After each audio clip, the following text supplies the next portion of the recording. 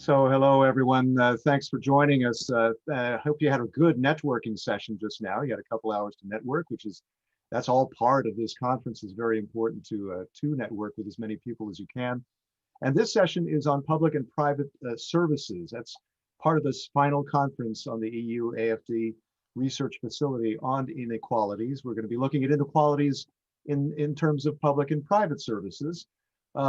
After these panels, we heard on Africa, impact of climate change, inequality drivers, and we want to focus, zoom in on public-private. Fiscal policy isn't the silver bullet to correct inequalities, and so the role of both public and private is crucial to help develop infrastructure and services, and sustainably, as AFD wants to do. Including in conflict regions, which we'll touch on, in the Sahel, for instance. I've covered conflict zones, and I saw every time when I went to a conflict zone, I saw that you can't have security without development. You can't have, and vice versa. So that's where we're going to be attacking that side of development to try to bring security also to some regions in the world. Let's look quickly at the agenda. We'll have a scene setter with Shahra Razavi, Director of the Social Protection Department at the International Labor Organization, that's the ILO, and then 6 other speakers, and Q&A and closing comments. And that Q&A is very, very key for all of you to get involved and look at your Slido, find the Slido at the bottom of your screen, and that there you can send your questions, and keep in mind your hashtag. If you think of a good soundbite, or you hear a good soundbite, or you want to say it's a good soundbite to put out on Twitter, it's hashtag research inequalities. And we want to stay on time. So we hope that we have a lot of presentations. We want to make it as conversational as possible. My other guests are Lisa Chauvet, who's professor, development economist at the Université Paris-Dauphine. There's Al-Muqsit Hakim, who's the assistant professor of economics at Mohammed VI Polytechnic University in Marrakesh. We have Manuela de Allegri at the University of Heidelberg's Institute of Global Health. And we have Youssef Borga, the University of Luxembourg Research Associate, and Jaime Aragon Falomir, who is a researcher at CEPED, Université des Antilles, and Holger Kula, of GIZ, the Gesellschaft für internationale Zusammenarbeit, the GIZ, which translated means the Society for International Cooperation, a very large organization based in Germany. So a lot of voices that we're going to have to weave into this very fairly short, relatively short, considering the voices that we have. So let's get moving right away and start with a sort of a scene setter with Shahra Razavi of ILO. You are ex-chief of research, UN Women, ex-senior researcher at UN Research Institute for Social Development. So the perfect person to ask, how does investing in social protection services fight inequality? How does it fight inequality? We know that it does, but how does it? Thanks, Chris, and it's great to be with you and to be with all these distinguished panelists here to this presentation. I'm really looking forward to listening. Now, on social protection, we know that investing resources in social protection systems has a very positive effect on reducing poverty. We know this from the lessons of history. We know this is how countries that emerged from wars and crises, developed. And we also know this from cross-country data that shows higher levels of social protection expenditure going hand in hand with lower poverty rates. And if I can just ask for people to have a quick glance at the first slide, I have 2 slides only that I'm going to show. So this first one here, you see poverty rates on the y-axis and expenditure on social protection as percentage of GDP on the x-axis. And you can see the kind of the very interesting relationship between these two. We also know that social protection is a very effective tool for reducing inequalities, which is something that we have been talking about in this conference quite a lot, inequalities between households. And again, we see this very clearly, particularly in the European countries, when we compare the kind of income inequalities, market income inequalities, if you like, compare them to the kind of inequalities that exist in income when we get to the disposable income, i.e. after people have paid taxes and transfers. That's and right. of course, So there's... how does it reduce the income gap? Right? Well, exactly. It exactly does reduce the level of inequality. And if you look at the next slide, which we have here, we can see a lot of the European countries are clustering on the left-hand side of this axis. And we can see that the Gini coefficient is reduced once you add in the taxes and transfers. So inequality is reduced. And a lot of middle-income countries are clustered in the middle and more to your right, which shows that the effect is much less. And why? And the question is, of course, it's how we spend money, but it's also how much we spend. And it's very strongly, the effect on inequality is very strongly correlated with the level of expenditure, which is about 18% of GDP in high income countries. And then we have in low income countries, it goes to as low as 1% of GDP. So I think the real big message here and the takeaway point is that developing countries need to increase the percent of GDP they allocate to social protection, seeing this not as a kind of distraction from the sort of economic development, but really as a necessary investment, a precondition, if you like, for economic development and for social and political stability. Just in the same way that countries need to invest in roads and bridges and, you know, the hard infrastructure, as we call it, we also need to really be thinking about investing in the social infrastructure, and social protection has a big role to play here. But what I really, please go ahead if you have. But there's a limited capacity of developing countries to reduce market-based inequalities, right? Using social protection tools. Why is that? Well, partly it's, as we say, you know, there's a sort of the fiscal capacity is low in terms of the fact that you don't have a great part of the labor force that still continues to work in the informal economy, which means that they're not contributing, workers are not contributing to a kind of contributory welfare state, if you like, but also the enterprises that operate informally and workers who work informally are not also contributing to the tax base of those countries. So expanding the tax base is really important. Having income and wealth taxes is really important also in terms of being able for countries and governments to mobilize the resources that are needed in order to be able to spend, and also be able to beef up and to really increase the capacity of state institutions, social protection institutions, social security institutions that are in charge of putting in place the kind of administrative systems that are also needed to really deliver these benefits in a way that is accessible, that is accountable, and that reaches everyone. But I think one point I do want to emphasize here is that, you know, apart from addressing kind of what we call life cycle contingencies, like when you get unemployed, when you're sick, we saw this in this crisis, you know, sickness benefits are critical, unemployment benefits are critical. Also, you know, pensions for when you're old and you want to have a retirement in kind of dignity, but also families with children. There, we know from global experience, families, households with children are at much higher risk of poverty. So they need benefits, child benefits, universal child benefits. All of these are transfers, social transfers that are needed and really need to be resources mobilized and then transfers made available. But what I really want to say is that, and as you said, you know, I do have a strong background in gender. What is really important is for these transfer payments to work in tandem with investments in essential services, especially healthcare, childcare services, long-term care services. All of these are absolutely crucial. Because these transfer payments are not enough. That's one part of it, right? Absolutely. And, you know, I mean, just think of it. Now we have, in the context of population aging, we have an aging population in high income countries, but also increasingly also in middle income and low income countries too. So if you have a universal pensions, that's great. It takes us a very long way forward.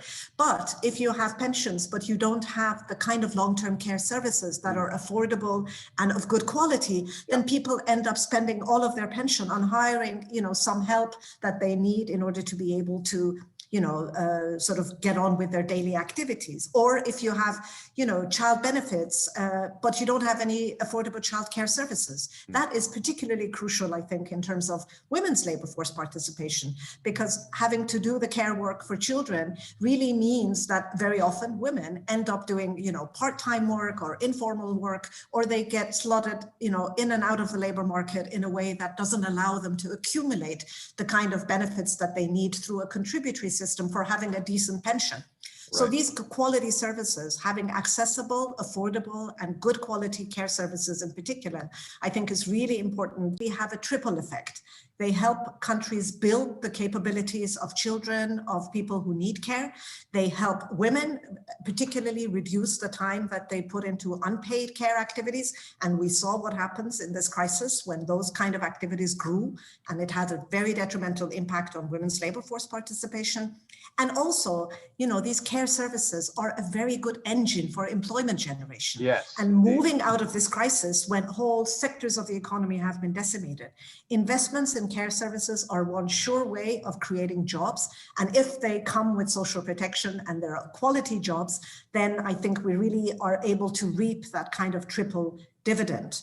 And ILO estimates show that total sectoral employment in education and health and social care services is likely to increase by almost 1/4 between 2015 and 2030 due to the changes in population and demographic, and additional investments in the quality of care services and working conditions for care workers can really create, according to our estimations, about 78 million jobs in education, health, and social care sector alone. And the trick is that these are quality jobs. Yeah, that's massive, isn't it? Yeah, it is.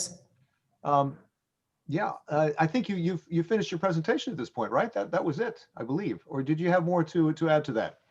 Well, I can very happily stop here, but very happy to answer any questions or elaborations that you would like to have. Okay, and well, I'm waiting for the audience to send in a few, and those of you on the panel, you're welcome also to jump in and offer some comment or questions. But one question that comes to my mind is, what about tax evasion? Tax evasion. You talk about how taxation can help here in raising the money needed for these investments, but isn't tax evasion a major problem? I know I was muted. Yes, it is a major problem. It is a problem that really does need global coordination on it. And that's why in the United Nations kind of Addis Ababa Action Agenda, which is a big kind of global framework for being able to really mobilize resources, financing for development. And in the Sustainable Development Goals, this is an issue that is highlighted as needing attention. And there needs to be global coordination on this issue. Closing tax havens. Tax havens really are a major problem. It robs all countries of resources that they need, but in particular, it robs developing countries of much needed resources that they need for investing in very important services that they need to have, as well as in other areas of expenditure. So I think that is a major, absolutely major concern.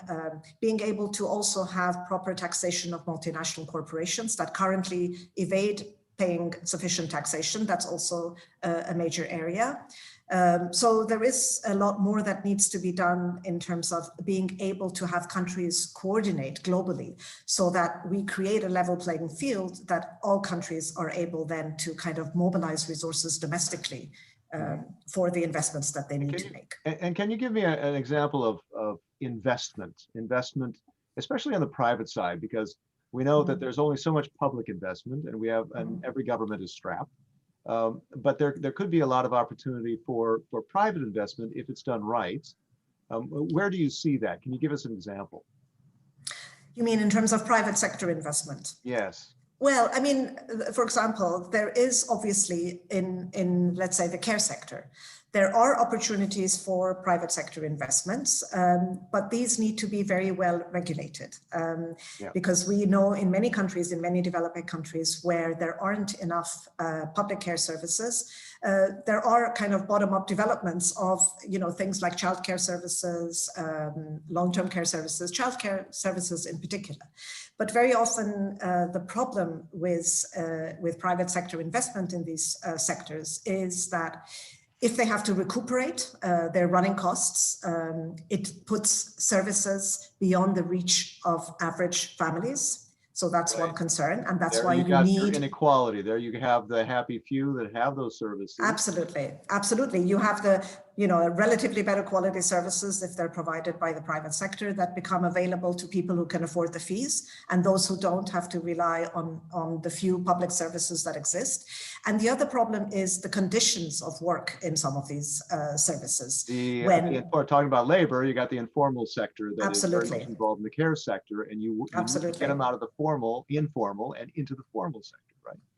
Absolutely. Yeah, exactly. So there needs to be much better regulation of the private sector, particularly in these kind of services. Without scaring away the private sector, too.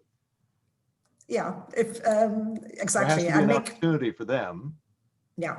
To want to invest. What about, in terms of public-private, though? Some of these, can you give us a case where with the public being part of the investment, they're sort of sharing the risk, so that it is more attractive for a private sector company to invest? Well, this is a big question it's a very contentious issue. But that private sector comes in, when the profits are there, private sector gets it, and then public sector is brought in through these public-private partnerships to basically pick up the losses. So that is an issue of concern, and taxpayers have to pay for that. So I think that needs to be looked at much more closely. And in terms of the sector where the private sector has gone, very often it goes into sectors where the profitability is high. So in things, for example, that are desperately needed in developing countries, let's say water and sanitation. Yeah. These are predominantly public money that goes into it, public sector investment. And private sector investment, if it goes into it, it tends to go into, let's say, urban areas, more areas where more affluent households live, who can pay the service charges. When it comes to villages, remote areas, it's often public sector that goes there because the profitability motive cannot be met. Yeah. So there are, I think, some difficult issues to be looked at here, without, as you say, scaring away the private sector, because there is certainly a role for them to play. You got to figure that out, otherwise you're going to continue this flight to the cities from all over the world. There's a flight to the cities. So yeah. That's okay. Let's leave it at that. Shahla, thank you very much for setting the tone. That's really great. And I think we're still on time. Let's move on to our next, actually two speakers.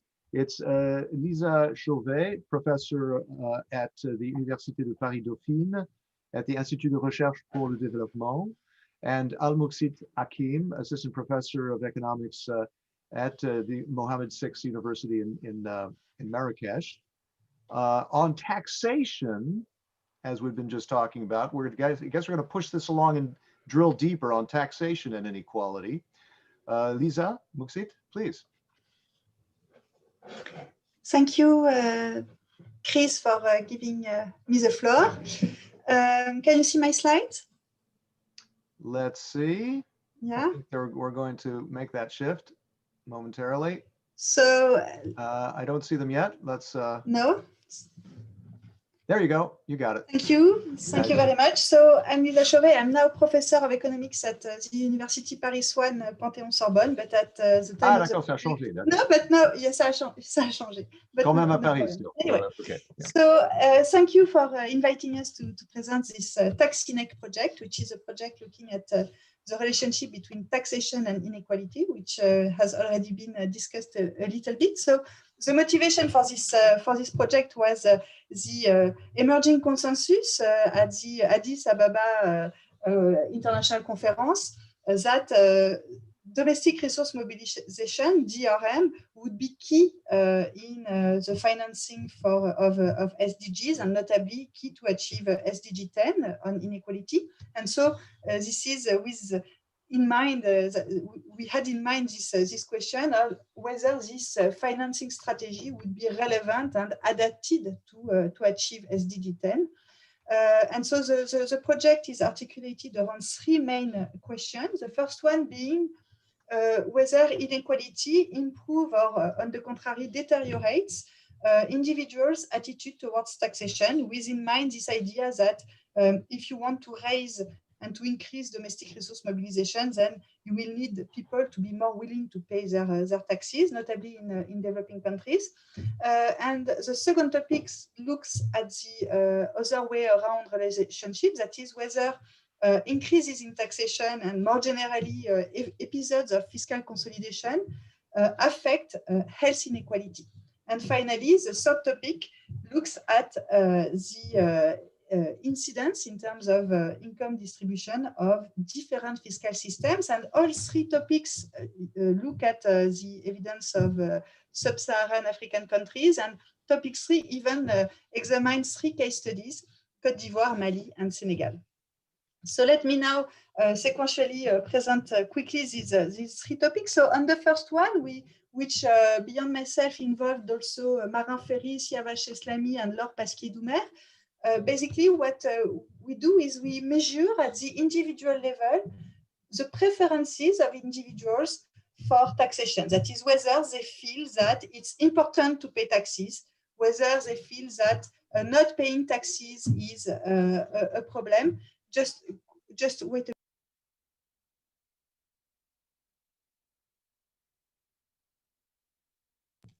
Sorry about that. So whether people think that it is really important to pay their taxes, or on the contrary, whether their preference is for evading taxes. The originality of our study is that instead of that, we look at the level of inequality around individuals, and we distinguish between inequality close by, that is in their neighborhood, and inequality that is distant, that is whether, for example, with respect to the capital city. And the other originality is that we measure inequality not with income data, but rather with nightlight, measured is the intensity of nightlight measured with satellite data. And this is the only way that we could measure neighboring inequality, because otherwise we wouldn't be able to have exhaustive information on income around individuals. So this is just an illustration of what we do. Think of individuals at the center of this circle. I don't know if you can see my mouse, but of the green circle. And we measure inequality within the circle around individuals. And we do that for different areas, whether it is 20 kilometers, 50 kilometers, or 70 kilometers away from people. And this is just for you to understand what is it that we measure and what is it that we do not measure with this data.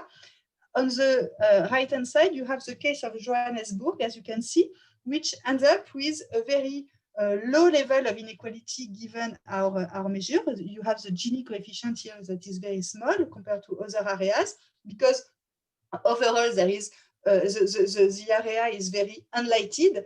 And despite the fact that we know that this city, for example, is very prone to income inequality. So we cannot measure income inequality, but we are able to measure spatial inequality in terms of nightlight, that is access to public good, which is electricity in this case. So what we find in this project is that what matters most, it seems, is local inequality, that is inequality nearby individuals, and that people that are living in areas which are more unequal are more willing to pay their taxes, or at least have a more positive attitude towards taxation. And we interpret this result as evidence of a higher demand for redistribution. Inequality that is measured on larger areas, that is further away from individual, is also important, but not for all individuals. And in that case, individuals that belong to the poorest segment of the population, or that are further away from the economic centers of the country, tend to be more prone, tend to be more sensitive to inequality, and to have a higher willingness to pay their taxes, a better attitude towards taxation when they are surrounded by inequality, probably because they perceive that they are going to benefit from this taxation through the provision of public goods.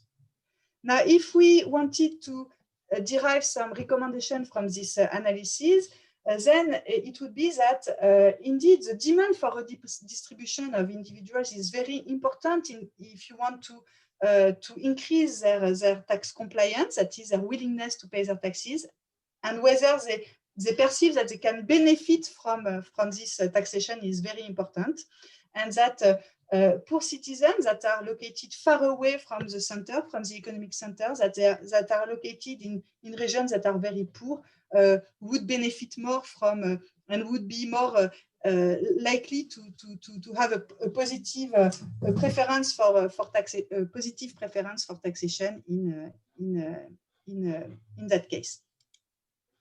Now, the second topic involves Hélène Erhardt and Marin Ferry, and has to do with the impact of fiscal consolidation episodes, be it through an increase in taxation or through a decrease in spending on health inequality. And so to achieve this analysis, we associate data on health outcome at the child level for more than 2 million children in 35 African countries with episodes of fiscal austerity around their birth date. That is, we look at whether the country was going through an increase in taxation or a decrease in public spending at the time of the birth of the child or during the pregnancy of the mom. And we find that kids that are exposed to this kind of episodes, to fiscal consolidation during their first year, have a higher probability to die within the first year of their lives, have a lower survival rate. And we even calculate the average effect, which is quite high. We find that it's an additional 6 to 7 per thousand deaths before the age of 1 for babies that are born during austerity. And we can then look at the inequality dimension by looking at kids that have a mom that belongs to the poorest segment of the distribution, that are poorest. And we find that those moms that have a lower income tend to be more exposed to this effect. The effect that we find is really driven by the poorest children, and notably when the fiscal consolidation occurs through spending cuts, which makes sense since these poorest men probably do not pay taxes, and therefore the tax increases may have no effect on their disposable income. But through tax cuts, they are affected in their health outcome or the health outcome of their kids. The effect is also driven by mothers belonging to the middle income segment of the population, but this time it's the tax hikes, the tax increases that matter, which again makes sense because these men are probably likely to pay taxes, and therefore an increase in these taxes would decrease the available income that they have to spend on health outcome. So this, in terms of recommendation, would suggest to indeed take into account the human cost of fiscal consolidation episodes, and this is going to be probably very relevant in the times ahead of us, since the COVID-19 crisis will probably put a lot of pressure on the budget balances of countries, and therefore to deal with these potential imbalances that may occur, taking into account this human cost in terms of kids' health, and notably at the poorest, for the poorest kids, is probably very important. And the spending cuts, if any, should really target expenditures that are not essential to the poorest children. I'm now going to give the floor to Hakim, to Al-Muqsit Hakim.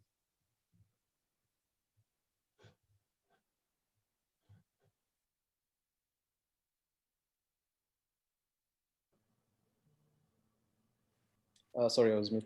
Thank you, Lisa. So I'm going to talk a little bit about the third topic, which is about fiscal system incidence. So let's have a look at this picture representing a road kind of to get the 23 agenda SDGs.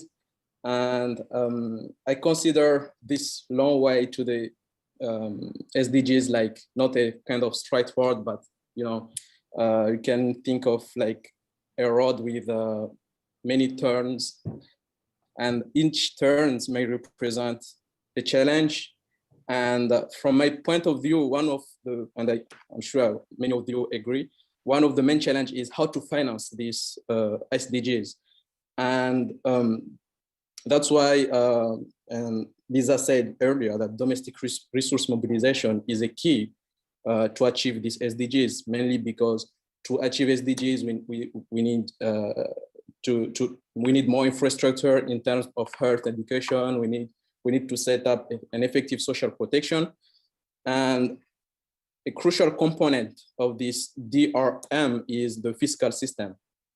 And throughout this presentation, I want you to think of fiscal system not only like collecting taxes, but also how to use this revenue, this tax revenue, how this tax revenue is spent.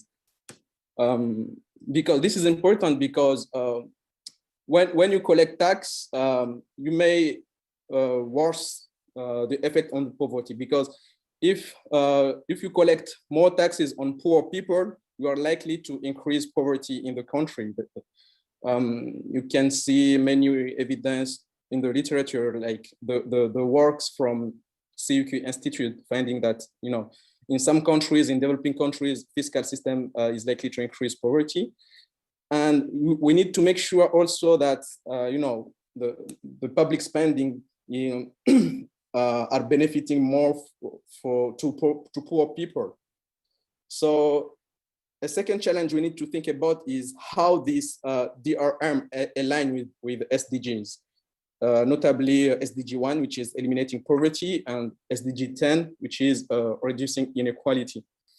But to address this question, we need a rigorous analysis of fiscal incidence to understand what's going on about the existing fiscal systems.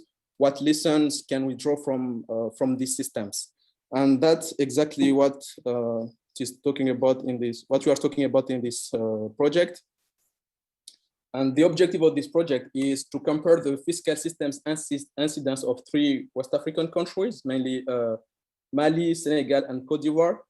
And this is a joint work involving 3 other researchers, Mahdi Benjalloul from IPP, PSE, Léo Chaka from Université Catholique de Louvain, and Anne-Sophie Robiat from IRD, Leda Dial. Before getting the main results, I want just to talk a little bit about the approach we use to address this question. So basically, the principle of our approach is to compute 4 income concepts. The first one is the market income, which is income before any taxation. And from the market income to the disposable income, we add direct taxes, like personal income taxes. We subtract direct taxes, we subtract direct taxes, like income taxes, and we add the transfers, cash transfers from the government. And then we get the disposable income. And from the disposable income to the consumable income, we take into account the indirect taxes, typically value-added taxes or import taxes also, and we add subsidized. And then finally, from the consumable to the final income, we take in account, we account for in-kind benefits from public spending, typically public spending on education, for example. So to do that, sorry to jump in here, but we have about 2 minutes left before we're supposed to go to Okay, Q&A. I'm gonna go first. So if you could sum up in the next, say, 3 minutes, that would be great. Thank you. Yes, sure.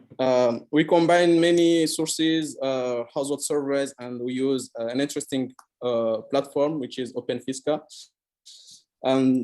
So quickly on the main results. So the main result we found is that we found a small contribution of the whole fiscal system on inequality. And this is explained by contrasted effects of each of the single fiscal instruments. We find, for example, that direct taxes are progressive, meaning richer people are paying more taxes in proportion of their income in comparison to poor people. On the contrary, indirect taxes are regressive, meaning that poor people are paying more indirect taxes in comparison to the rich population, which is quite surprising because in these countries we have large VAT exemptions, especially for food products, and we found that in-kind benefits are progressive. So quickly on the recommendations, we have 3 recommendations.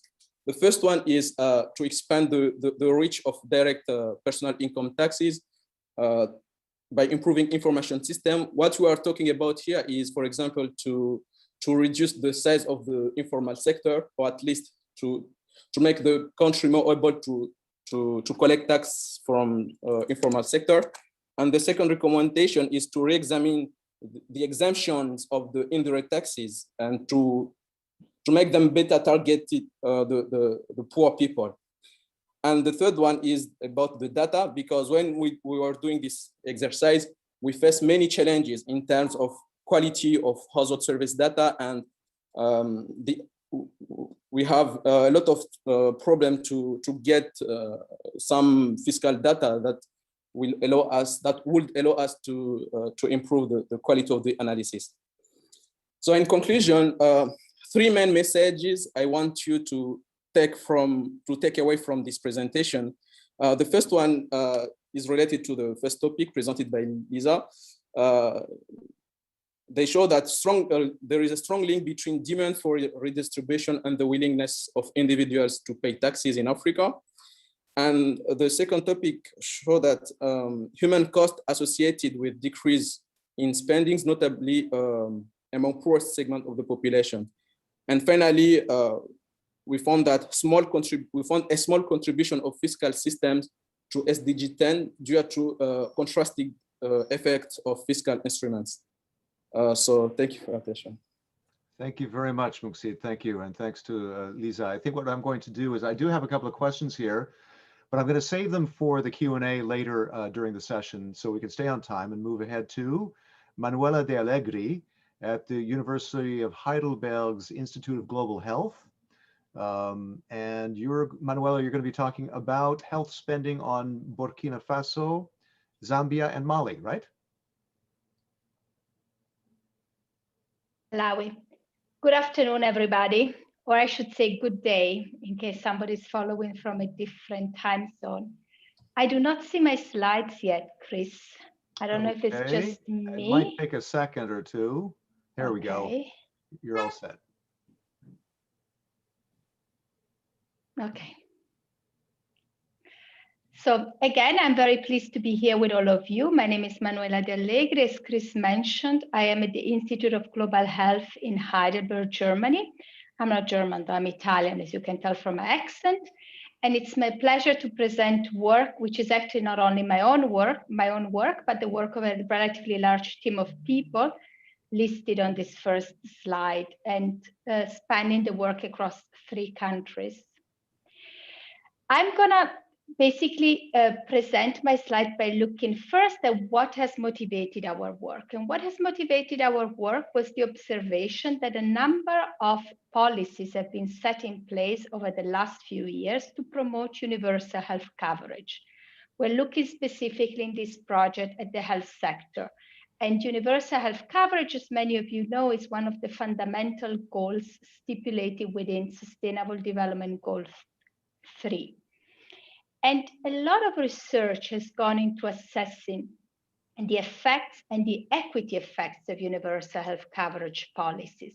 But we noticed that very little research had actually been going into understanding if patterns of health spending had changed over time as a function of these policies, with the expectation we would hope to become more pro-poor, more equitable.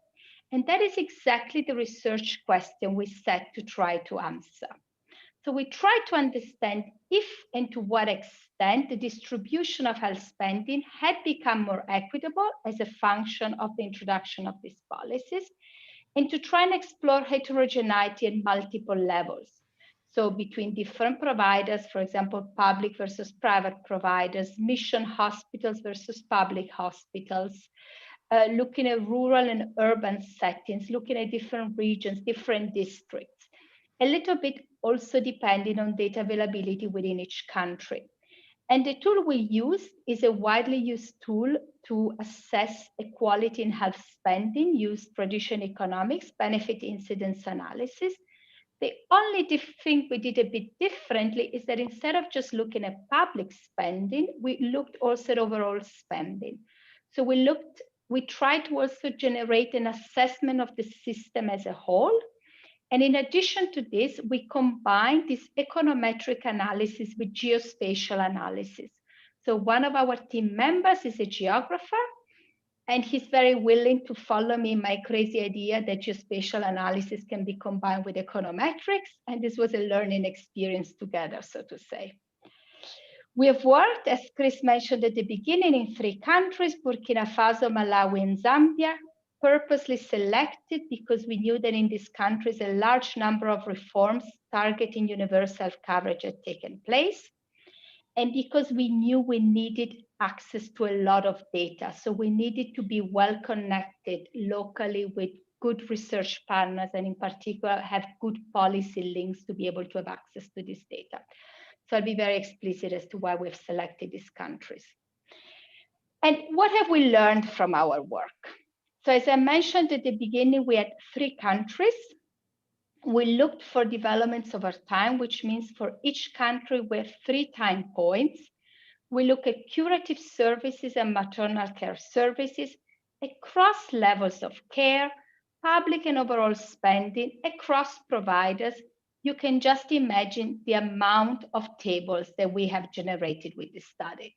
So there is no way that in a 15 minutes presentation, I can present to you all the funding. And so what I've decided to do is that I'm going to tell you the story of what we found out by picking on selecting figures emerging from our study. Okay, so the first thing we learned is that inequalities have decreased. So there is a good news in our research. The good story is that as we moved over time, as universal coverage policies have been implemented, we observed consistently across the 3 countries a decrease in inequality. And how do you see this in this figure is that the red line represents the line of equality, and the closer, so anything that is below here represents a pro-least poor distribution, and anything that is above represents a pro-poor distribution. This is a very simple visual representation of our data using concentration curves. I forgot to say at the very beginning, the benefit incidence analysis ultimately boils down to a series of concentration curves whereby the benefits are measured in terms of really financial benefits, so to say.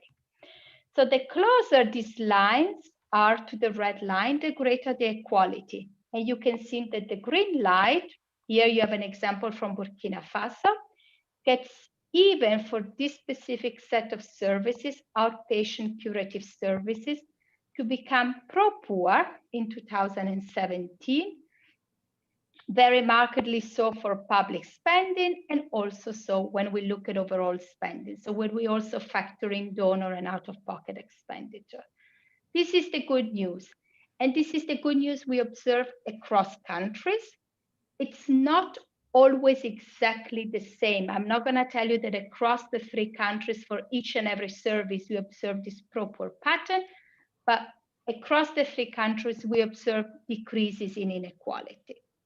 And what we also consistently observe is that overall spending remains always or almost always more unequal than public spending. So when we factor in the fact that people also pay out of pocket, we observe greater inequalities than if we just look at public spending.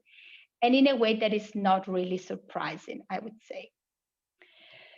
Here, another thing that we can observe is that instead we're looking at inpatient. If you remember, my first set of results was looking at outpatient care. So another lesson learned is that if we look at inpatient services, so if we look at services delivered at higher levels of care, inequalities remain greater.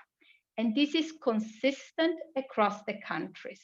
So gains in equality are there. They're stronger for outpatient and for inpatient services. And in general, they're stronger for curative compared to maternal care services. Here again, looking at Malawi, you can see Malawi is actually a special case, a country that has always resisted the introduction of user fees. So it's actually a country which has been consistently close to the equality line, at least for spending on public facilities. But as I mentioned before, the story changes if we look, for example, at private providers. So we do not necessarily have access to data that really allowed us to look at private for-profit, but we could look at private not-for-profit in some of these settings, like Zambia and Malawi, and we notice that in mission hospitals, inequalities remain larger than if we look at people accessing care in the public sector. And you could say, well, it's people's choice to go to a private provider. Well, it's not always a matter of choice, because sometimes in some districts, you just do not have access to private providers. So you are channeled towards private not-for-profit providers, and these providers are linked to the public system through service level agreements. So you would expect the same level of equality, but what we're actually observing is that there are greater inequalities remaining at this level. And this is, in looking at maternal care services, I purposely decided, instead of showing you more concentration curves, to look a little bit at these experiments of combining economic data with geospatial analysis. And what we've actually mapped is the results of our analysis. And what the geographer Emmanuel has also done, he has then also done what I call fancy geospatial analysis. So he has basically looked at potential correlations, so whether districts close to each other behave in a similar way over time. And what this series of graphs shows, so I'm just going to show you a series of graphs. Here we have Malawi, and here we have, for example, Zambia. So I guess I'm not allowed to go backwards on the slides. I wasn't expecting that, sorry. What I wanted to I am allowed, fantastic, thank you. What I wanted to show is that what we see is that as we move over time, we become greener.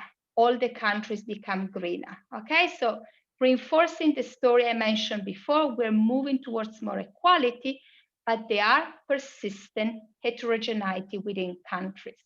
So it's not like equality is the same everywhere. There are differences, and more research is needed to dig into these differences and try to explain them. So what conclusions do we draw from our work? Well, in the first place, I almost want to say, surprisingly, I wasn't expecting, even as the researcher who had the original idea to move in this direction, to observe such consistent decreases in inequalities, which we cannot relate to these policies in a causal manner, but which we can relate also because we have a deep understanding of this context. We've worked in these countries for a long time. We see that it works. Investing in universal coverage pays off in terms of reducing inequality. However, pooled analysis can mask very important differences across regions, levels of care, and providers. So disaggregating analysis is fundamental to be able to tell the full story. We need further research. We had actually planned a lot of policy engagement. COVID came in the way and we couldn't travel to these settings.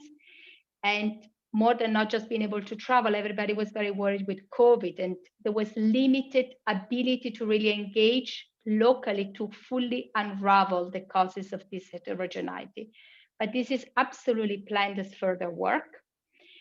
And what we also conclude in terms of policy recommendation is that there is definitely a need to sustain the investments made so far. So not to let COVID come in the way a second time, but really say, let's sustain the investment made towards universal coverage and increase these investments to overcome current heterogeneity in terms of inequalities at regional level. We need to help people overcome distance barriers and access barriers not related to payments at point of care to ensure that also secondary services are equitably accessible to everybody. And most and foremost, I cannot dig into the details of it, but there were a lot of challenges in conducting this work related to data. So we learned a lot about what data would be needed for effective decision making. And we're actively working to promote better data for better decision making. Thank you very much for your attention, and I'm very happy to take any questions. Well, thank you very much. Thank you very much, Manuela. I'm still waiting for a question from the audience. Let's see, hang on. No, we got a question here. Hold on. Given your results, should the private sector play a role in extending universal health coverage? And if so, what role? That's a good question. That's a very good question. So there is a major limitation to our work, as I mentioned earlier, and it's the fact that our costing data, so the data reflecting financial investments come from national health accounts. And national health accounts do not always report all sources of spending in the private sector. So I can only offer a partial answer to that question because we really face the data limitation. But I would say absolutely. I mean, in Malawi, private not-for-profit mission hospitals play a fundamental role in service provision. The answer would probably be strengthen the service level agreements, make these agreements stronger, more effective, make sure that they're really implemented, that payments follow on time from government to the private sector in such a way that people are really enabled. Yeah. But what do you imagine as far as private sector participation in this? Do you see it on a sort of a local doctor by doctor or clinic by clinic basis, or do you see something maybe making it attractive for a health management organization like an HMO that they have in the States, in the US, which would be more regional or even national private sector? I mean, what do you see most practical? Probably a local arrangements, right? I think this really depends on the context. In both Zambia and Malawi, the mission hospitals, so to say, work in some sort of federation. So the service level agreements are established at the level of the central government. In Burkina Faso, the private sector is relatively limited and it's not yet working in federation. There is not yet something like an HMO, so you couldn't go for such an option. So I think the answer is really rather contextual. In general, we have looked at 3 countries where the private sector is still relatively small compared to, for example, if we'd done this analysis in India or in Bangladesh. So one has to keep in mind this very strong contextual factor. Okay. Before I move on, I think I got a minute to ask Holger, because Holger, I know you're on with us as a discussant, so you're not actually making, as far as I understand, you're not making a presentation. You are sort of giving feedback and discussing some of the different presentations. Can you give us your feedback on this one by Manuela? Sorry, yeah. Manuela. Hi to everybody. Yes, I'm Holger, working for GIZ, the German International Corporation. No, actually making a sort of connection to the very first into the second presentation as well. I mean, it becomes so clear that we face now challenges pre-COVID, let's say, challenges in general, but now it's even more complicated. We have now a new situation because the challenges will be larger. So I see a sort of triangle. I appreciate what Paul said at the beginning. It's about the amount of money, because sometimes, there is a community not ready to speak about the amount. They say, it's only about how. No, there's also a larger question, a big question. How much are we ready, our societies in the South, but also in the North, ready to share and to invest? And then, of course, comes the question to that, how to mobilize, where to mobilize those resources, and then how to spend, actually, because just going through the different papers we have listened already, and we will still listen. It is about now watching into reality about COVID crisis. It's about, first of all, first aid, survival aid that is now at our table. Then it's about health. Now that was the last comment and the intervention. Now it's about health, because if you really want to make a change, this requires a huge amount. Then it's about education, it's about social protection. So if we already list all those issues we just have now, first of all, we have to link it. But that gives even evidence about the amount, the huge amount we need. That's something actually we have to face.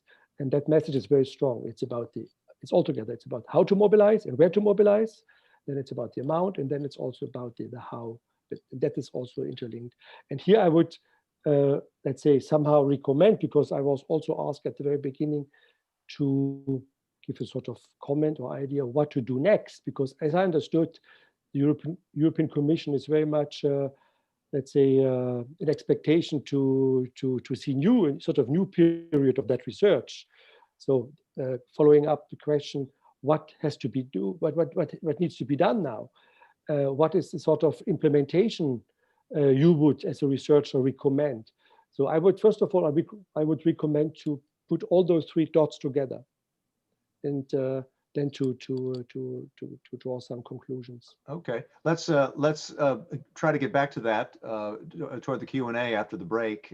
Let's move on now to stay on time with Lucia Borga of the University of Luxembourg, research associate. You used to work with the Ethiopian Development Research Institute and even the Commercial Bank of Ethiopia. It's very interesting to see that sort of private sector side there.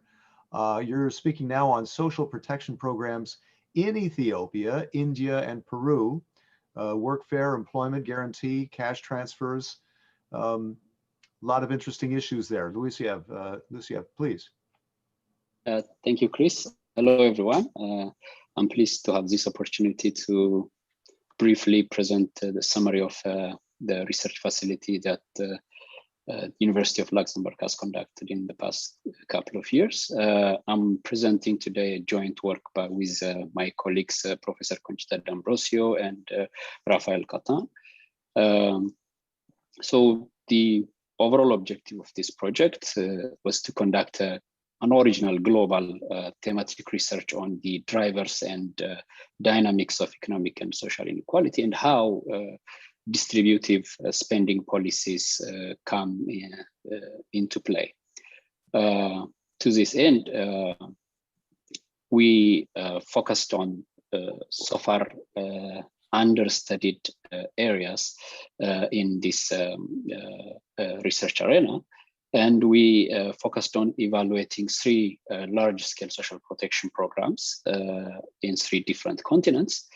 These three programs are the Productive Safety Net Program, PSNP, in Ethiopia, the Mahatma Gandhi National Rural Employment Guarantee Act in India, and the Juntos Conditional Cash Transfer Program in Peru. And interestingly, these three large-scale programs came to fruition because of a coordinated effort by different stakeholders, including governments, donors, local authorities, as well as the individual beneficiaries themselves. We try to focus on three important areas of research. We ask whether these social protection programs, having in mind their different designs and setups, how do they affect multidimensional deprivation of individual beneficiaries? And then we zoom in a little bit into the household unit and try to see if the programs have an effect on the inter-household resource allocation, whether they have an effect in reducing or increasing within household inequality. And then we also try to see the wider picture again by looking at horizontal inequalities, inequalities between culturally and socially constructed groups. To give you a brief overview of these three programs, the first one is the PSNP, the Productive Safety Net Program in Ethiopia. It's a public works program, and it's launched in year 2005. And at the height of its implementation, about 8 million people benefited from the program. There are two wings into it. There is a public works arm to the program, where able-bodied individuals will work on public programs for cash payment. And in the event that the household does not have able-bodied individuals, then they will be directly supported by the program. And selection into the program was done through a mix of administrative as well as community inputs. The second program is the NREGA Mahatma Gandhi National Rural Employment Guarantee Act in India. It's an employment guarantee which was also launched in 2005, and it's a very large program, more than 180 million participants so far. And it guarantees 100 days of work per year at the minimum wage for individual participants. And the act was initially phased in at times to different districts within India, depending on their backwardness and poverty status. The third one is slightly different. It's a conditional cash transfer program. But interestingly enough, it's also launched in the year 2005. And by 2016, approximately 2 million people were benefiting from that program. It's a cash transfer program under the condition that under 5 children receive antenatal care and growth monitoring, and children from age 6 to 14 attend at least 85% of the time at their local schools. So having met this condition, the household will receive about 100 nuevos soles, or it's roughly around 30 to 35 US dollar per month. So these are the 3 programs that we are focusing on. And if you're wondering what ties them together, fortunately for us, there is this international longitudinal study called the Young Life Survey. It's data that follows the lives of about 12,000 children and their families, as well as their communities in 4 developing and middle-income countries. 3 of them are Ethiopia, India, and Peru. And fortunately for us, it made our task much easier because we have surveys before the implementation of these social protection programs and after the implementation of the social protection programs, with information about participation into these 3 different programs. So we were able to review this data and evaluate the effect of the social protection programs on the 3 questions that we're interested in. So to briefly tell you about the first research works that we conducted. So we know that social protection programs have been effective in reducing consumption poverty, and but we didn't just want to limit ourselves by looking at the money metric kind of poverty measures. We want to see whether or not these redistributive programs have effect on multidimensional aspects. So we followed the famous approach of counting approach of as made more popular by works of Al-Khairi and her colleagues, mostly Al-Khairi and Foster in 2011. It's a counting approach to multidimensional poverty, where we select different dimensions that are relevant to the well-being of a household. For example, the education dimension would include schooling achievement, whether or not children are attending school, nutritional outcomes, child mortality, the ability of households to have decent living, like decent home, sanitation services, cooking facilities, access to electricity, access to pure drinking water, etc. So we select these different dimensions, and then we count the number of outcomes that the household is deprived in or not having sufficient amount or acceptable amount of that particular outcome. So having this, by adopting this approach, we were able to identify who is poor And we also are able to know how much intense person's deprivation is. So we not only have the incidence of poverty, but also the intensity of poverty that individuals are facing. And on the right side of the slide, you'll see the very crude summary of our results. The results are very encouraging. First of all, when it comes to targeting, what we can observe from our sample survey is that on average, poorer households were successfully targeted by the programs. So if we compare the well-being indicators of participants and non-participants, we notice that participants are largely poorer than the non-participants. So targeting is encouraging. Multidimensional poverty declined over time. That's also another encouraging positive result we noticed over the 10-year period that we followed this trend. We noticed multidimensional poverty declined in all three countries for all three different social protection programs.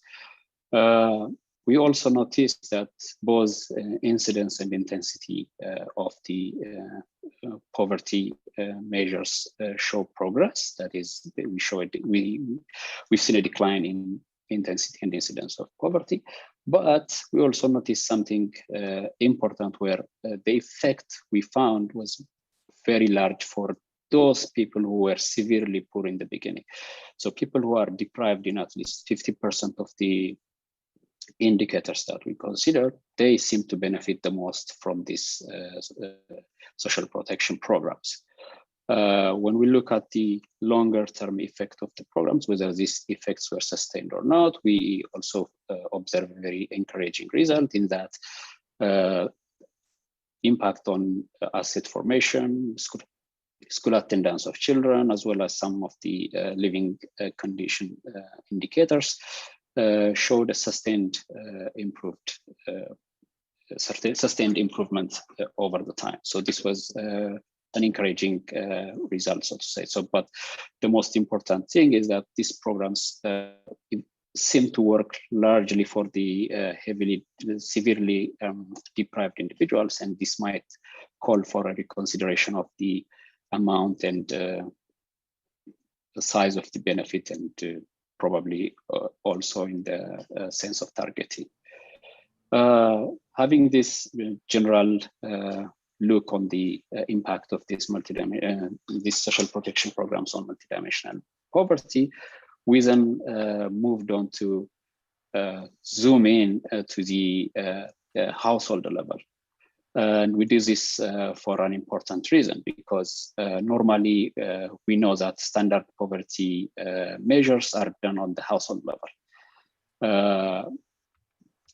We usually assume that a household shares resources equally. And then we see that we target social protection programs based on the income consumption profile of a household. And this kind of masks a very important dimension to poverty, where we know that it's the individual that experiences poverty. And in economics, we have the concept of utility, and that utility is individual, and a lot of dimensions, a lot of outcomes affect that utility. So we wanted to focus whether targeting a household necessarily implies targeting everybody who is poor. And we also ask whether or not resources are equally shared within the household. We know that the households consume products, but focusing on resources on private assignable goods will give us a glimpse of the resource sharing pattern of the household. So that's what we focused on in this second part of our research project. Youssef, I might mention you got a couple, just 2 minutes left. So if you can, please make sure you're on time there in the 2 minutes. And for anyone who's watching, please send in your Slido questions via Slido. We'll be watching for them. Go ahead. No, thank you, Chris. So having looked at the household more closely, we came across 3 interesting findings. First, we find that targeting poor individuals may not necessarily reach poor households. Targeting poor households doesn't necessarily reach poor individuals. This is the case because in our sample, both targeted and non-targeted individuals seem to have children who are severely undernourished, up to 40% within their ranks. So if our policy objective is to, for example, reduce child nutrition, we might need to reconsider our targeting strategy. The good news is, well, before the good news, there is some obvious predictable pattern, that is, men seem to have more resource share than women on average in all the 3 countries, more so in India and Peru. This resource shares decline when there are more children within the household, but the decline is not proportional. So women seem to lose more as the number of children within the household increases. But program participation comes in with some resource reallocation pattern in the data. And we see that participant households, in the participant households, there has some resource shift towards children, which is a positive thing. And we notice this by a decline in the nutrition level as the undernutrition level as the program goes on in the longer term. So there is a misbalance in resource allocation within the household, but the program induces some kind of resource allocation. And the last result that I would like to share with you today is about horizontal inequality. So we wanted to see we wanted to have some distributional lens on the impact of these social protection programs. So we wanted to see if the programs induced some change in equality patterns within and between groups. So we identified different socially and culturally constructed groups, such as ethnic groups, religious groups, in India, caste, and in Ethiopia, ethnic, for example, gender, as well as regional groupings. And the results are partially encouraging. First of all, targeting efficiency was good. When we look at exclusion error, because most of our households are on the poorer side, we notice a high exclusion error, which is poor people who should be targeted and not benefiting from the program. Right. But the encouraging part is there is low inclusion error, where people who are not poor are not benefiting from the program. Lucy, you have one more slide to go on the recommendations. Could you go quickly to that? Maybe we can come back to it during the Q&A. Okay. We've got to stay on time, otherwise we're eating into time for Jaime. So all right. 1 minute. Okay, that's enough. So the takeaway from here is that the programs do not necessarily lead to automatic reduction in inequality within groups. Between groups, what we noticed is that most inequality is accounted for by within group inequality. So again, this leads us to the takeaways recommendations. We find that the programs are quite effective in reducing poverty among the severely poor people, which means that we might probably be looking at considering and increasing the benefit amount so that the benefit extends to less severely poor households. And we need also to focus on finely timed targeted policies to reach those actually in need of help. And we also need to pay closer attention to the patterns of inequality, particularly in socially constructed groups. And we need to pay attention to the health and household level inequalities in regions to successfully reach people who are actually in need of these social protection programs. Great. Thank you for your attention. Thank you so much. I want to come back to that idea of targeting. I think that's really important to be able to better focus the aid to the people who really need it. I think we need to come back to that. But in the meantime, let's move on to Jaime. Jaime Aragon Falomier, you are a researcher at the Université des Antilles, at the IRD, the Institut de Recherche pour le Développement. You're going to be talking about inequality and higher education, public and private. Please. Thanks very much, Chris. So yes, in fact, I'm gonna start quite straight with our research program. I've been conducting the Argentina research team, so I'm here speaking in the name of around 20 researchers all over the world. The first thing we have to say is that we have done similar surveys were carried on in each of these countries with the same theoretical and methodological approaches. What one main objective, which I will divide for, this is, we wanted to see first the private higher education evolution. And within this, we wanted to see if we can identify some policies that are going to help to the private sector to grow up, mainly during the 90s. After that, the fourth element we wanted to know is if they consider inequalities, and then how do they fight against these inequalities? These four elements were part of the main objective of our higher education and inequality research team. In fact, we know that education policies can have the possibility of either reproduce social structures or change them. But sometimes we wanted to know what happened in the private sector. The documents we have been already published in the AFD website online and free, so you can download them. I'm just here showing you some of them. But what's the context and the motivation for this research?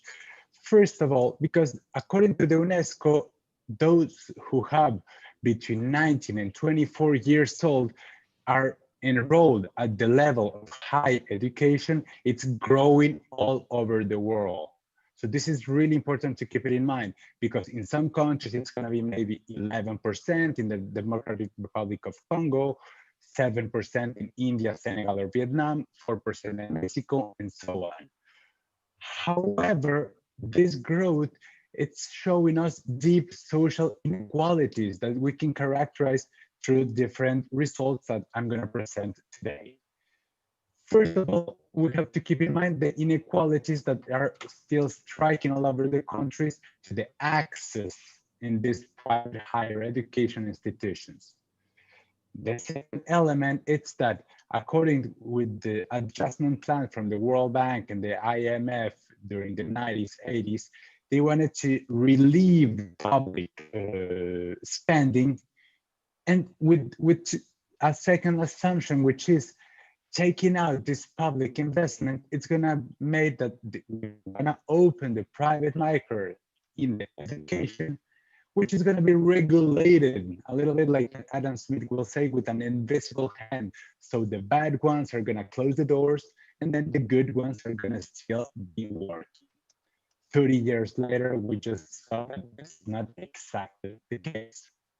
Then the fourth element is that we're not able to see, it's not quite clear, the information about the policies from public to private in order to help or to reduce the inequalities. So this is just to show you two graphics that are gonna show how the inequalities are not gonna be in the higher education, but they're gonna start in the primary, but the higher education, it's not gonna solve this problem. You can see, for example, in Argentina and in Mexico, how since the primary school, we're gonna see this gap growing and growing all over the training years of these students. We can come back about Argentina because there's a small moment when in some professional or training, the gap is going to get closer. But the main results, because that's the objective of this presentation, which ones we have? We have three main results. One of them is going to be that there's a huge unregulated expansion of the private sector.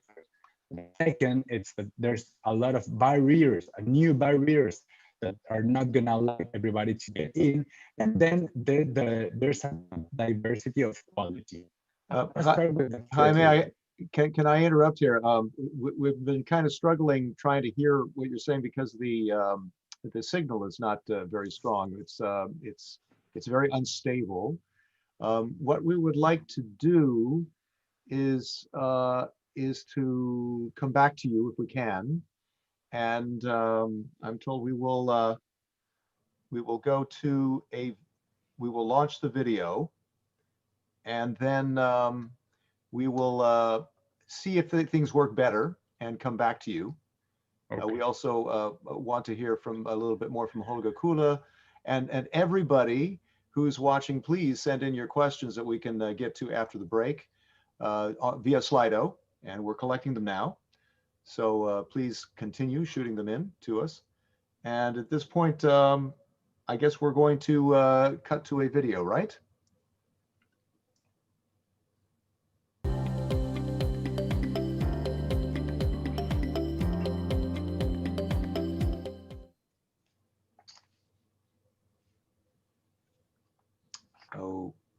Okay.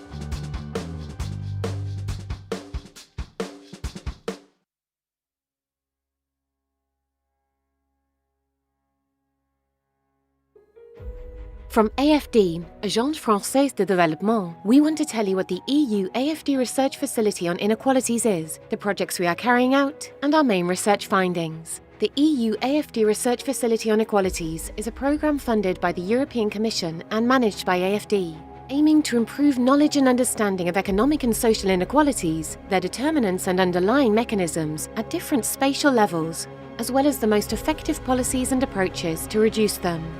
With a budget of €4 million for the period 2017 to 2020 and a steering committee comprised of the European Commission, AFD and AECID, the Spanish cooperation, the programme launched more than 20 research projects in over 20 countries. This facility also aimed to engage in a joint reflection with member states on ways to strengthen the contribution of EU development cooperation to the fight against inequalities in the framework of the implementation of Agenda 2030 and to contribute to EU development policy whose overarching objective is the eradication of poverty. The objectives of this facility are achieved through a three-pronged strategy. 1. Conducting research on the determinants and dynamics of economic and social inequalities in developing countries. 2. Targeting our work in partner countries that have expressed an interest or need. 3. Support partner countries and development institutions to integrate research findings into national policies and development cooperation strategies. Did you know that the EU AFD Research Facility on Inequality has produced over 100 research papers and policy briefs? All these articles analyse the links between inequalities and a wide array of topics such as education, health, labour markets, housing, taxation and climate change. These research publications, the support to the structuring and the strengthening of research networks on the topic of inequalities, further supports policymakers and development in mainstreaming and tackling the reduction of inequalities in their policies and strategies. However, the main point we would like to share with you is that we have observed how generalized are the effects of inequalities for societies, how unequal access to public services lowers the willingness to pay taxes, how unequal access to stable jobs creates poverty traps and exclusion, and how inequality shapes perceptions and the willingness to cooperate. So, how can we help strategies to reduce inequality? Through the development of new tools such as the inequality diagnostics, and the expansion of existing tools such as the fiscal incidence analysis and the multidimensional inequality framework, The EU AFD Research Facility on Inequalities supported the governments in partner countries and the civil society in building evidence-based strategies to reduce inequality. All these results have been presented at conferences, such as the 2018 International Conference on Inequalities and Social Cohesion, in national workshops and stakeholders events, such as those organised in Bolivia, Mexico, Tunisia and South Africa, in a series of webinars organised in 2020, and of course, in this final conference. In this final conference, beyond the presentation of all the results of the facility, there will be an opportunity to launch a second phase of reflections and partnerships that will be articulated in the extension of the facility over the period 2021 to 2026. We will be supporting 4 countries, Colombia, Indonesia, Mexico and South Africa, to design and implement policies to reduce inequalities. Will you join our goal to reduce these inequalities? Help us share the knowledge on reducing inequalities.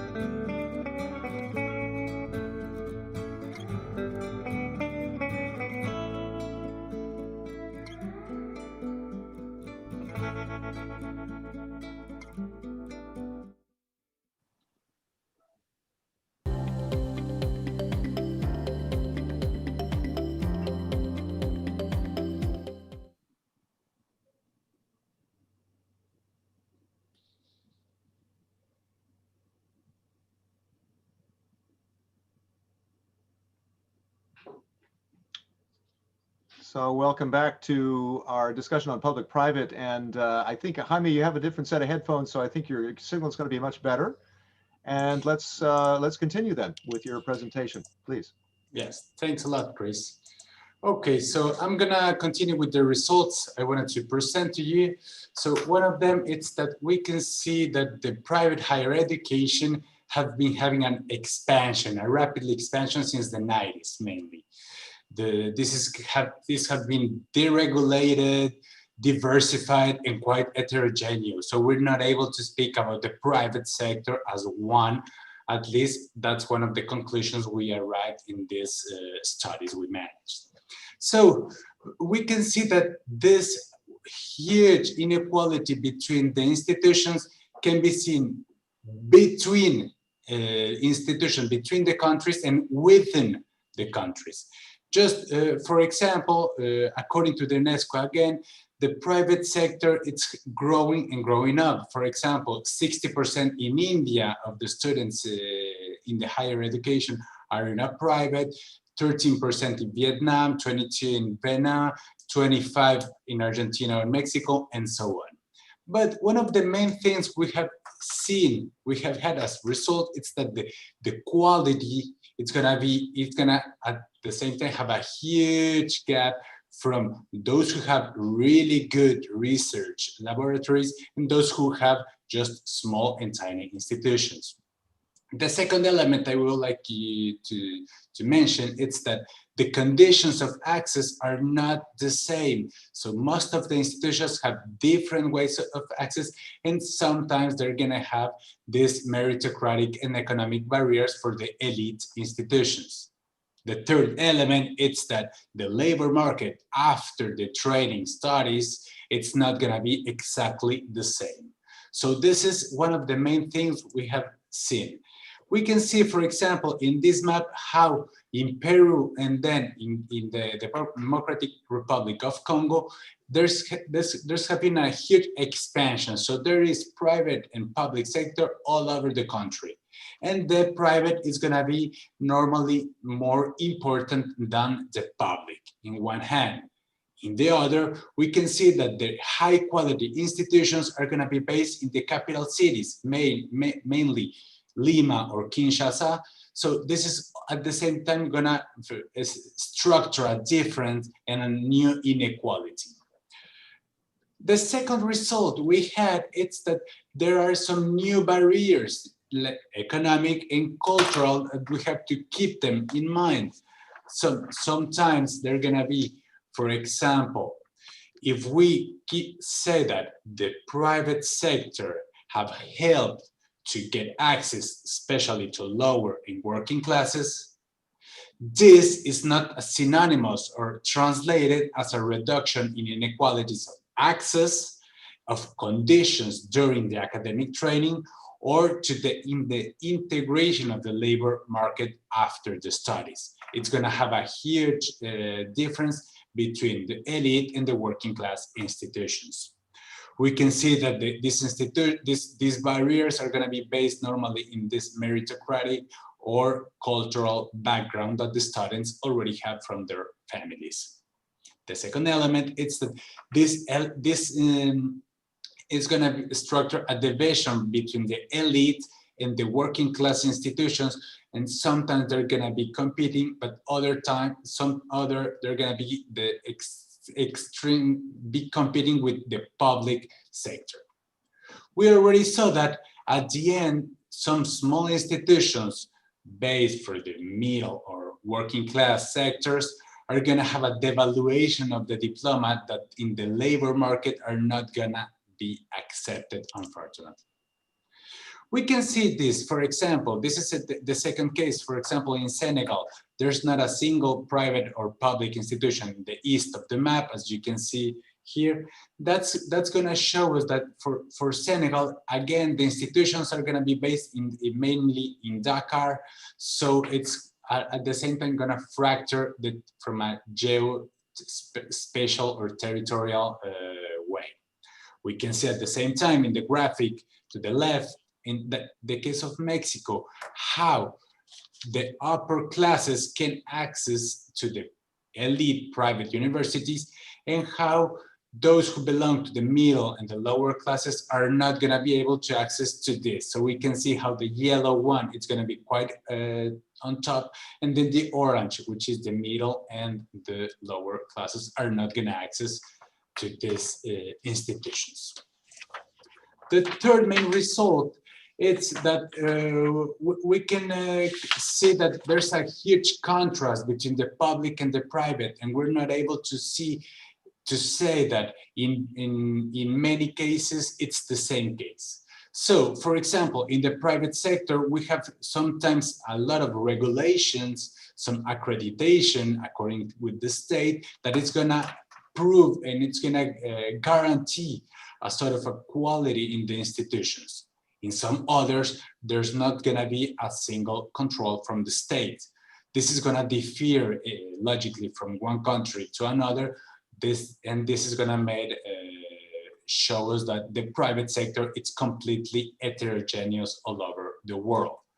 We have to say that at the same time, in some countries, they have policies to address inequalities. For example, in Mexico, Peru, and India, they have this affirmative action in order to include minorities. Sometimes in Mexico and Argentina, for example, also the state can give scholarships for students to go to the private. This is going to help them to avoid the economic barrier, but it's not going to help them to avoid the cultural or the meritocratic barrier.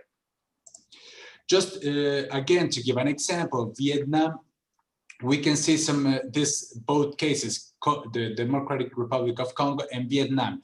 In Vietnam, it's so complicated to open a new private institution. That's why the public is going to be dominating the market of the higher education. We're going to have a lot of control from the state with this accreditation, which is going to give us as conclusion to have a highly competitive sector from private and from public. We have to mention that both of them can have finance from the state. which is not the case from all the countries we have done this study. And then in the other side, we can see how it is for the Democratic Republic of Congo, which have a completely heterogeneous system of accreditation, approved, provisionally approved, etc. But we can say just globally that 30% of the institutions nowadays working in the Democratic Republic of Congo are waiting for an accreditation, but they're already giving diplomas, and we don't know if they do have a quality to give them and to have this training formation for the students. So which ones are our recommendations? And with this, I'm going to start to conclude. We have to take into account some elements. For example, we should regulate this huge expansion of the private higher education market. We're not able to leave it just like an invisible hand who is going to be regulating, because sometimes middle and lower classes don't have the access to the information to know if one or the other institution is going to be better. So we have to have a good definition of the conditions of opening new private institutions, and this is going to give us a little bit like a quality from the new private institutions. This is going to have to be at the same time with this expansion of the territorial sectors. So the public sector have to have institutions all over the country. If not, it's going to be the private who's going to take all that population. The second element is to reduce this huge heterogeneity between the institutions in terms of access and academic trajectory. What's the objective? To try to level, to try to fight against the inequalities that the market have done, but in order to get, in the moment they get into university, we can level from one side in the economic point of view with scholarships, but also we have to find some new strategies to avoid these meritocratic or cultural barriers that most of the time the students are not able to avoid. And then maybe to try to harmonize the teachers' qualifications, because this is another dark side of the private sector, because normally the teachers are just like lecturers. It's rarely that they have a full-time position, and this is going to be quite linked with the quality of their teaching. So we have to give at the same time this sort of leveling in the teacher sector. And this is going to be, and the third one is to adopt its incentives to improve certification, to make the private sector to have the certification, this accreditation from the state, which is going to help them to have a quality, but to keep the quality during the training and the next years. Thank you very much for your attention. And if you have any questions, don't hesitate to ask me. Well, thank you, Jaime. And also important, your point for increasing resources for public secondary education. Obviously, that's also very important. We have some questions in, and I know that Shahra, you want to talk about targeting, and as we had been talking with Youssef, but let me get to a couple of the questions. I'd like to encourage those who've been watching to send in more questions. We still have until the top of the hour, until 1700 CET. So send them in through Slido and send us more. One question I have here, I'm kind of going back, is for those who were talking about income, and there were a few of you talking about income, could you reflect on how the effects of a universal basic income, a UBI, could compare to those of the programs that we discussed today? Would someone like to comment on that, on UBI? Can start. Okay, Youssef, go ahead. Yeah, it's an interesting question, and it's also a very interesting and nowadays widely discussed idea. But in terms of the programs or the countries that, for example, our project studied, setting aside the political and ethical argument towards universal basic income, the practicality may be a little bit challenging. To make it clear, UBI, when you go for universal basic income, you need to finance it, and the main important source would have to be domestic taxation, domestic sources. And in most of these developing countries, a large proportion of the people are in the informal sector, in the outside of the tax net, basically. So there won't be enough resources to actually finance this thing, and I'm not sure, depending on the overseas development aid, is gonna cut it. So there is that challenge, but the idea is currently in the fore, and people are debating about it. Right. Well, Youssef, I mean, you raise this issue of tax. Lisa, what do you think? Is there a way to structure taxation so that it becomes that sort of transfer to UBI? Well, I think maybe Al-Muqsit can have some insight on this question. This is really a question of how redistributive is taxation. Yeah. And depending on the tax mix that the government is going to choose, you are going to achieve different objectives. So yeah, I don't know, Al-Muqsit, if you can jump in. But I guess it's all not only a question of taxation. I mean, a mix of taxation, I guess, but also maybe international support, right? The issue with international support is going to be probably a political economy issue in this domain, and it's probably difficult to achieve such an objective as universal income through external financing, right? It's going to be difficult from a political economy point of view. No, I don't know. Yeah. Is Akim available? Can he? Is he connected again? He's disconnected. Okay. Well, then, would anyone else like to talk about universal basic income? Yeah, Shahla, go ahead. Turn your mic on. Yeah, my mic is on. Oh, it's on. Okay, sorry. Thank you, okay. Chris. Yeah, I do want to actually talk about both UBI and targeting. Okay. You see, the point with targeting, it sounds like a really good idea. If we have scarce resources, we have to deliver it to the very, very poor. But the problem is that, in fact, in practice, targeting has not worked. And there's 3 reasons for that.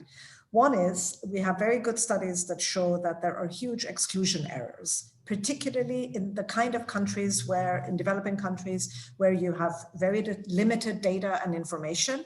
There are these so-called proxy means tests, but there are huge problems with it. And I do refer everyone to a really good study that was done by Stephen Kidd in 2019 on, it's called Hit and Miss.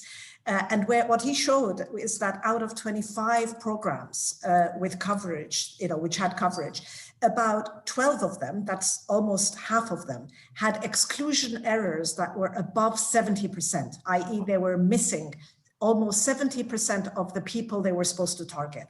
And 5 of the 25 had errors of above 90%. So there are huge problems in targeting because of the problem with having the right data and the right information. And also there is quite a lot of evidence that in particularly countries, developing countries, where poverty is extensive, when you target the poorest of the poor, it also divides communities. It creates a lot of tensions because people don't understand how come this person got it and I didn't get it. So that's kind of at the practicalities of targeting. Then we also have this problem, again, because of in countries where you have extensive poverty, you have what we call the missing middle, a huge group of people who work in the informal economy, who are not at the very bottom to get targeted, get assistance through targeting, but who also are not well enough to be contributing through a kind of contributory system. So you have a very large percentage of people who are missed out of systems that are based on targeting. And then finally, there is a political economy argument for why targeting doesn't work. There's a really good paper by Joachim Palme, a very well-known Swedish welfare state economist, and Walter Korpi, called The Paradox of Redistribution. The more you target programs, the less redistribution you have. The more you try to go for the very poor, the less you have. Why? Because when programs are targeted to the very, very few and very poor, they become poor programs because people are less willing to pay taxes because they don't see benefits from the public services and transfers. Whereas in a more universal program, you do see the benefits, so you're more willing to contribute taxation. That's kind of the lesson from welfare state history as well. Okay. And I want to just add in one point here. Not going for targeting and talking about universality doesn't mean a UBI. Because the problem with the UBI is it says everyone should get the same thing. Whereas in the sort of ILO, I can say social protection system conceptualization, you get support when you need it. If you are unemployed, if you are pregnant and have a childbirth. So it's universal, but depending on the need that you have, rather than saying, let's have the same universal income for everyone, which because of the whole issues around political economy, it will become a tiny little small benefit, which is not really going to address the kind of needs that people have. I've got a few more questions, but I think, can I tap you, Holga, on this one, on targeting and universal basic income? Would you like to comment briefly, please, on that? I mean, let me come back to that issue of informal economy, informal, let's say, sector, because it is, I would say, in all those countries we talk about, that's the major, let's say, to be honest, that's a major economic domain, but we ignore it completely. It is not on our, let's say, on ours, on others, let's say, donors' activity sheet, you know, because we speak with the informal sector, we try to support it, we bring money there. So coming from a sort of implementation-driven background, I would ask you and demand, let's say, the organizers of the next phase of that research program to work exactly on the question, what is that about? What is the informal sector? Because what Razavi just said, it's not just one type, there are many types. So, because at the very beginning of our discussion, there was a proposal, yes, we have to expand our taxation basis. There might be some, of course, within the informal sector, they are able just to contribute, but many are not. But that needs to be understood.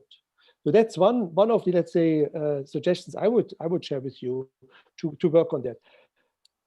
And to give, by the way, to give the formal and highly formalized international development agencies a sort of, let's say, clear understanding and even a sort of roadmap, how to act, what to do, you know, and not to ignore them anymore. And then actually, that's interesting what you just said about this universal basic income, because also based on that, because I'm convinced, personally, I'm convinced that many people in the informal sector are the first target of that kind of, let's say, universal income. But as you said, maybe it's not a sort of stand-alone issue. It's not a standard program. It has to be customized. I also can you wrap up quickly, because I've got questions here I'd like to pitch. I'd like to come back to that previously mentioned issue about the public-private partnerships. Okay. Because the major question is also what domain we have to focus on when it comes to the private. Even here, I would say there are so many opinions, even in our countries in the global north. There is that myth, the private does everything, or the private-public partnership is this solution. I would say, in plenty of, let's say, books and articles show and experiences show, there are some areas, some domains where that is actually true, but there are others that it's not true. Let's speak about, as we are now driven by that COVID pandemic, there is the area of hospitals. There's evidence. I can just mention evidence in Australia, for instance. When it comes to the hardware of hospitals, that makes sense to give pieces to the private, to the hardware. But when we discuss about the software, you know, how a hospital has to run, the nurses, the medicine, that is a public domain. It cannot be, not because I think that, but because that's evident of experiences, that cannot be a private domain. So that's why I think also here maybe it could be a fantastic issue to deep dive in those experiences, also in all those countries you have around. Where does it make sense to give a sort of evidence? what has been done so far? What are the lessons learned? Otherwise, we are always trapped in that pro and con, and we don't have any overview. That's the second, let's say, request I would put at that table. Before I get to that next question, Manuela, Holger was touching on healthcare. Do you want to kind of react to what Holger said? Oh, turn your mic on. Your mic is still off.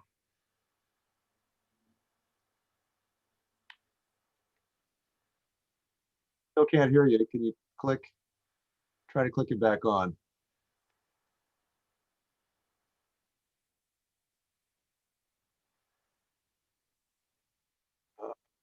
Okay, maybe you can, yeah, let's move on. While you're checking on that, I have a question for Jaime. There was a question coming in on that for him.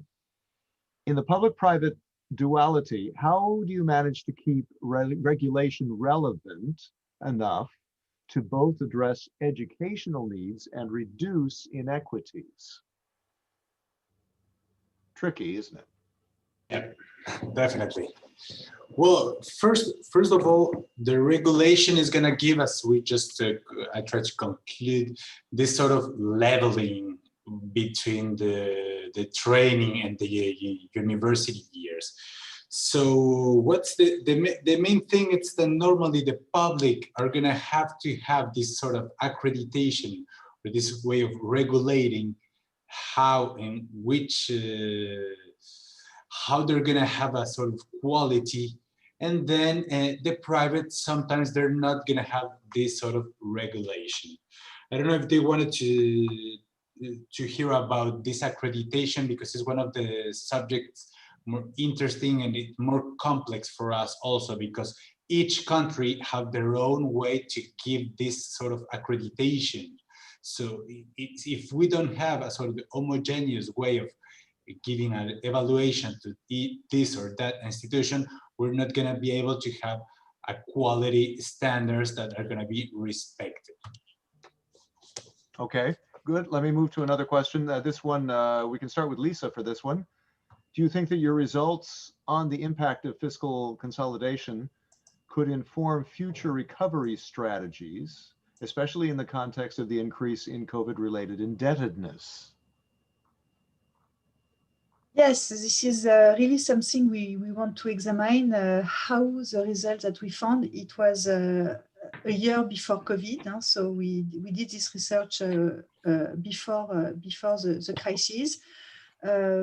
But we had in mind the re-indebtedness of Africa when we were doing this research. So it was already an issue how to achieve the fiscal balances, and if government were to implement austerity measures, what would be the human cost? So we had that in mind already, but this is of course reinforced with the current crisis, which will probably put a lot of pressure on government budgets.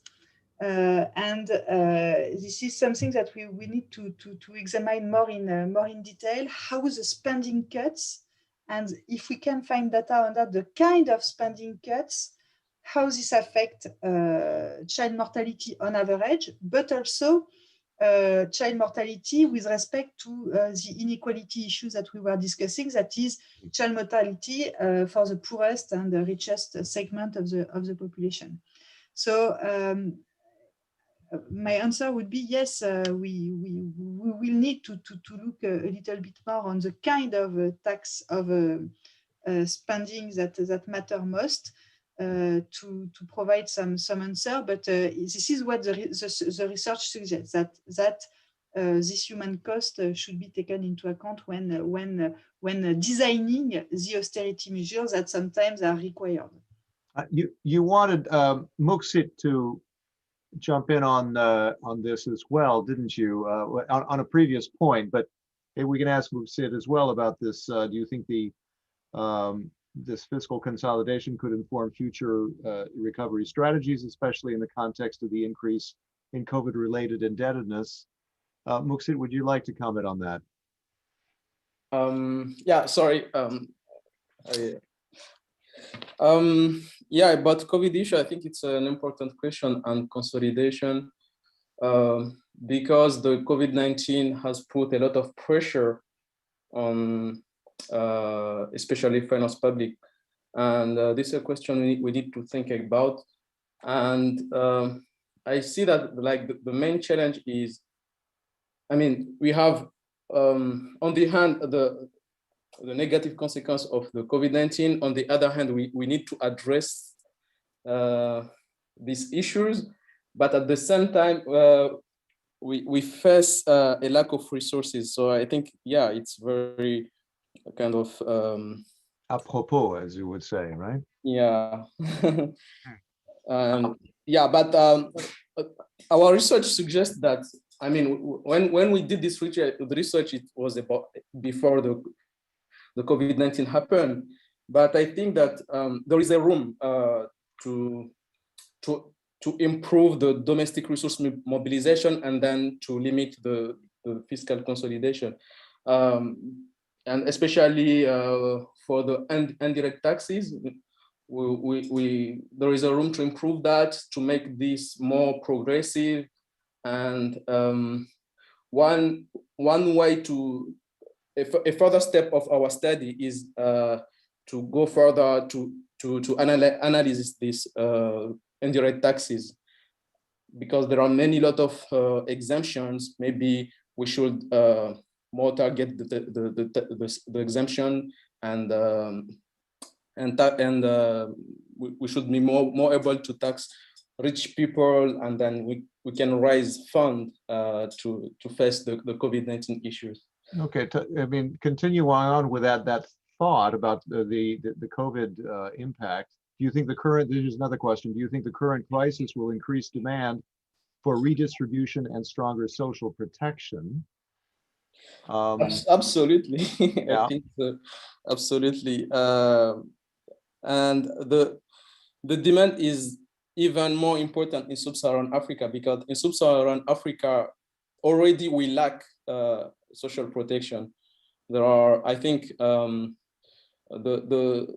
the household benefiting social protection in sub-Saharan Africa is the lower in the world. And yeah, so the social because COVID-19, it's a huge shock, it's employment shock, a demand shock. So absolutely, we need that would increase the demand for social protection. Yeah. I'm coming up 3 minutes away from the top of the hour. I'm given a bit of poetic license to move to go a little bit further if we have to, but I think we're in sort of the final comments mode.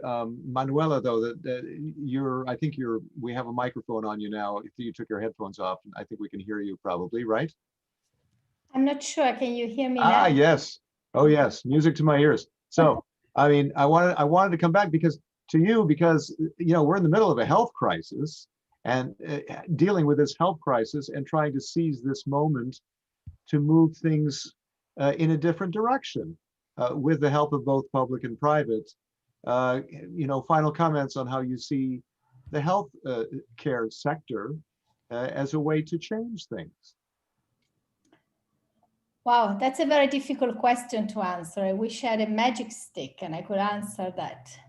I think COVID has been a tremendous challenge, and I would like the challenges turn into opportunities to think differently and to think different in terms of social protection. And actually, we are just starting research. We're planning a qualitative studies to look at how countries are rethinking their health financing policies in light of COVID, and whether they've taken COVID, the funding that has come via COVID, as an opportunity to rethink health financing structures and use this as a catalyst for change. But to be honest with you, I don't know what we're going to find out. So I don't actually know if this is going to be a shock and it's going to leave us all broken and with poorer social protection, or if we're really going to take the opportunity to understand that health is really central and use it as an opportunity. And I would like to reiterate what my colleague just said, especially in Sub-Saharan Africa, we really need better social protection in general. And we should really build on this momentum to go further with it. And Lucia, I think I need to get a bit more of your input and feedback on this, because we've been debating this idea the last half an hour about targeting. What's your last word on targeting, and how does this current crisis impact on that? Is this an opportunity to target better? So with targeting, there is good news, and there is also something to look out for. So the good news is most programs, the targeting is good. I mean, people who are actually benefiting are those who deserved the help, who needed the help the most. But we're not reaching everybody, and there are considerable amount of people who needed the protection and not getting it. So yes, the exclusion rate is very high. So on that note, there is more to work on, but the existing programs seem to do better when it comes to targeting. So there is some encouraging trend in that regard. But again, depending on what our objective is, our targeting also should be geared towards that particular object. In our example, for example, if your interest is to reduce child undernutrition, then targeting household level poverty will not do it. So there is a huge inequality within the household. So targeting should be fined and finely targeted. So there is that to look out for.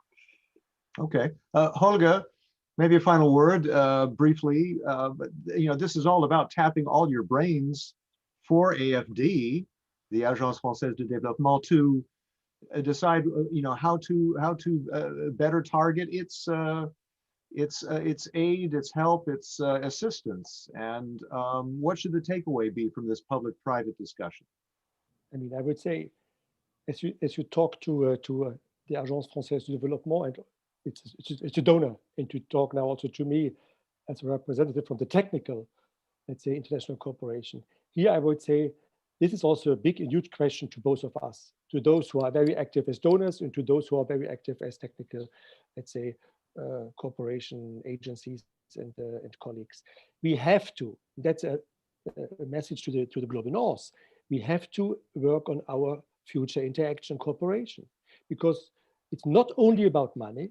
It is about money, as we said, of course, but especially to ensure that the very last mile is ensured, that the money sent to our partner countries gets through that very last mile to the targeted people and groups.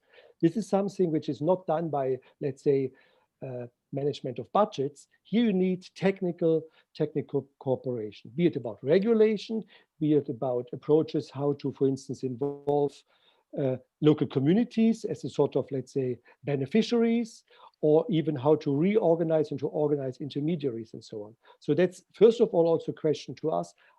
How do we organize our work? And I think there is plenty of things to do.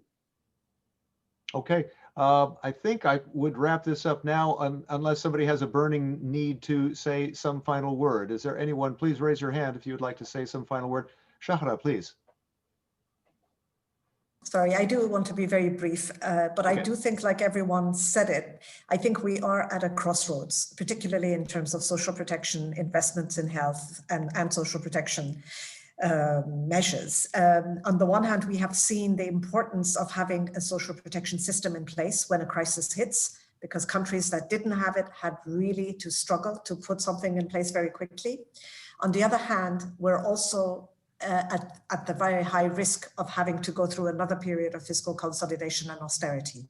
So I think either we don't go for another decade of austerity and we continue to invest and be better prepared when the next crisis hits, and we know that the climate crisis is around, or we miss that opportunity and really not do the investment and the building of systems that is so much needed.